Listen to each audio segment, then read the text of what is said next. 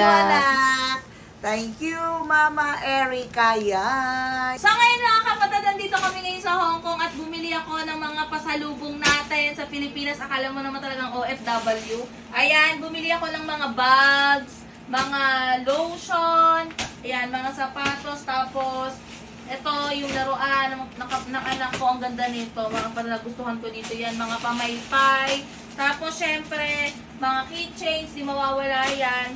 At etong mga binili ko sa Disneyland para sa pamangkin ko at saka sa anak ko. Ayan. So, may kamahalan din siya pero worth it naman.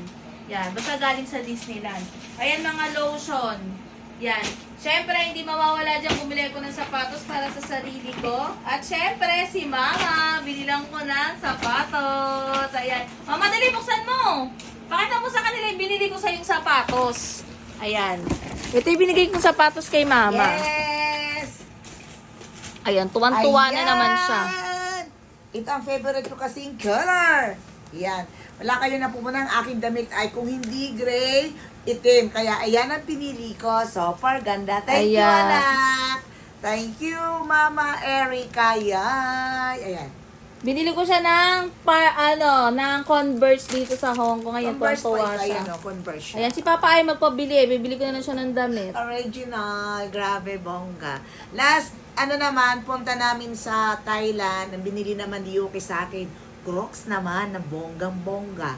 Ayan, di ba? Kasi siyempre, deserve naman ni Mama yan. Ayan, Thank so, you, anak. Thank you. sobrang dami pa. Ayan, mamimili tayo Napakarami dito. niya binili ng bonggang-bongga.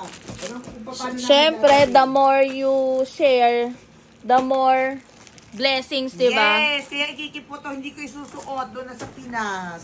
Yes, Kasi mga ganyan, kapatid. ganyan, Ayan. ganyan. Tapos sa isang araw, uuwi na din kami ng Sa Monday. Pilipinas. Yan. Ito lang, shinare ko lang.